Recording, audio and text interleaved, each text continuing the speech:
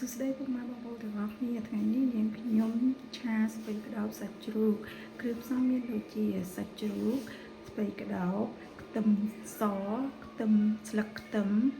ទឹកប្រេងខ្យងទឹកស៊ីអ៊ីវស្ករសលាយចូលគ្នា